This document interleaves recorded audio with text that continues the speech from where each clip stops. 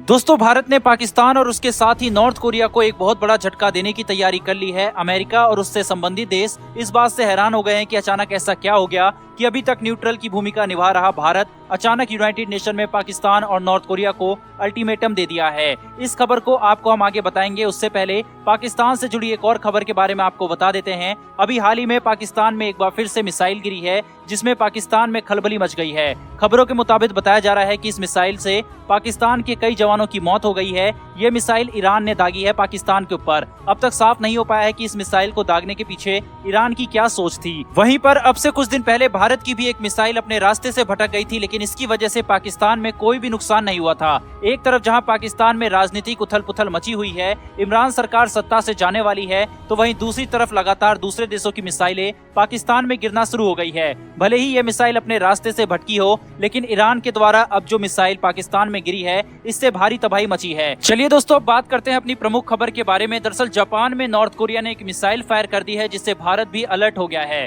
तो ऐसा क्या हुआ है जिससे भारत इतने गुस्से में दिख रहा है और पाकिस्तान और नॉर्थ कोरिया दोनों को लेकर बड़ा बयान यूएन में दे दिया है। दरअसल इन दिनों ये दोनों देश लगातार मिसाइल टेस्ट कर रहे हैं और साथ ही दोनों देश ने बाकी के देशों को धमकी दी है कि वो कभी भी न्यूक्लियर वेपन्स का इस्तेमाल कर सकते हैं। आपको बता दें कि अभी हाल ही में नॉर्थ कोरिया ने एक मिसाइल लॉन्च की, जिसकी भारत ने जमकर आलोचना की है। खबरों के मुताबिक नॉर्थ कोरिया ने बैलिस्टिक मिसाइल ICBM का परीक्षण किया है। वो सीधा जापान के टेरिटोरियल वाटर में जाकर गिरी। इतना ही नहीं, उसके बाद नॉर्थ कोरिया ने एक ऑफिशियल वीडियो भी रिलीज की, जिसका कॉन्सेप्ट हॉलीवुड की मूवी की तरह था, जिसमें किम जोंग उन खुद ही मिसाइल टेस्ट को ऑब्जर्व कर रहे थे। उधर आपको बता दें कि नॉर्थ कोरिया के लिटरल डॉक्यूमेंट एविडेंस के हिसाब से रोज लाखों लोग मर रहे हैं नॉर्थ कोरिया में, जिसके बाद भी नॉर्थ कोरिया अपनी फौज को लेकर मिसाइल टेस्ट में लगा हुआ है। किम जोंग उन एक बार भी नहीं सोचा कि इसका असर नॉर्थ कोरिया के लोगों पर क्या पड़ेगा।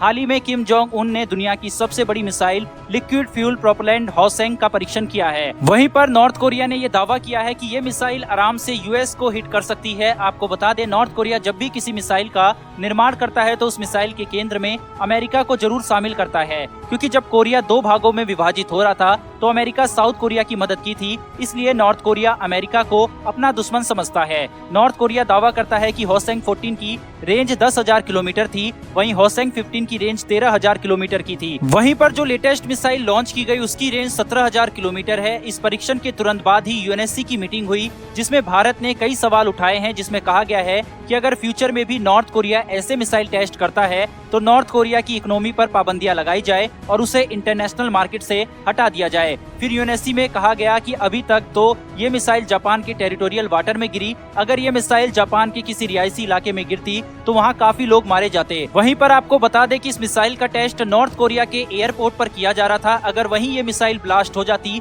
तो कोरिया के ही कितने लोग मारे जाते। देखा जाए तो इस समय नॉर्थ कोरिया रशिया की नीति को अपना रहा है। उसको लग रहा है कि वो अपनी मिलिट्री फोर्स के दम पर कुछ भी करेगा और उसका कोई प्रभाव नहीं पड़ेगा। दरअसल भारत कभी भी नॉर्थ कोरिया के मिसाइल परीक्षण को लेकर कोई टिप्पणी नहीं करता है। इस बार टिप्पणी करने के पीछे जापान था, क्योंकि जापान और भारत के बीच रिश्ते काफी अच्छे हो रहे हैं और अभी हाल ही में जापान की ओर से भारत में बड़ी इन्वेस्टमेंट की घोषणा भी की गई है। वहीं पर वेस्टर्न मीडिया इंडिया को ऐसा दिखा रहा है कि इंडिया चाइना और रशिया के साथ खड़ा हुआ है, इसीलिए इंडिया ने नॉर्थ कोरिया को जवाब देकर ये बता दिया कि इंडिया चाइना और रशिया के साथ नहीं खड़ा। जो देश जैसा करेगा इंडिया उसके साथ वैसा ही बर्ताव करेगा। इंडिया ने नॉर्थ कोरिया और पाकिस्तान को एक साथ इसलिए जोड़ा क्योंकि दोनों देशों की हरकतें लगभग एक जैसी है। दोनों देश अपने आसपास के देशों को न्यूक्लियर अटैक्स का धमकी देते हैं, इसीलिए इंडिया ने यहाँ बिल्कुल सही किया दोनों देशों को एक साथ जोड़कर। उधर उत्तर कोरिया की आधिकारिक कोरियन सेंट्रल न्यूज एजेंसी ने बताया कि होसेंग 17 6,248 किलोमीटर की अधिकतम ऊंचाई पर पहुंची